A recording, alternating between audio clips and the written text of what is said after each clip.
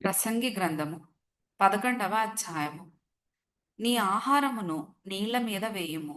చాలా దినములైన తరువాత అది నీకు కనబడును. ఏడుగురికిని ఎనమండుగురికిని భాగము పంచిపెట్టుము. భూమి మీద ఏమి కీడు జరుగునో నీవెరుగవు. మేఘములు వర్షముతో నిండియుండగా అవి భూమి మీద దానిపోయును. మ్రాను దక్షిణముగా పడినను, ఉత్తరముగా పడినను అది పడిన చోటనే యుండును.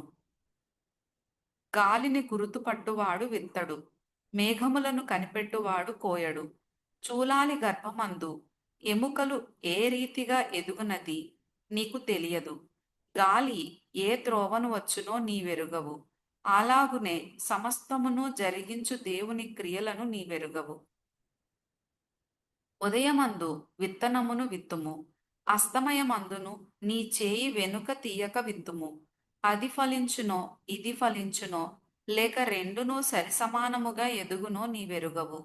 వెలుగు మనోహరమైనది, సూర్యుని చూచుట కన్నులకింపుగానున్నది. ఒకడు చాలా సంవత్సరములు బ్రతికిన ఎడల చీకటి గల దినములు అనేకములు వచ్చునని ఎరిగి ఉండి తాను బ్రతుకు దినములన్నీయు సంతోషముగా ఉండవలెను. రాబోవునదంతయు వ్యర్థము. యవ్వనుడా, నీ యవ్వనమందు సంతోషపడుము. నీ యవ్వన కాలమందు నీ హృదయము సంతుష్టిగా ఉండనిమ్ము.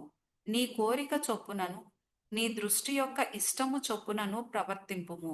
అయితే వీటన్నిటిని బట్టి దేవుడు నిన్ను తీర్పులోనికి తెచ్చునని జ్ఞాపకముంచుకొనుము. లేత వయస్సును నడిప్రాయమును గతించిపోవునవి గనుక నీ హృదయములో నుండి వ్యాకులమును తొలగించుకొనుము. నీ దేహమును చెరుపు దాని తొలగించుకొనుము.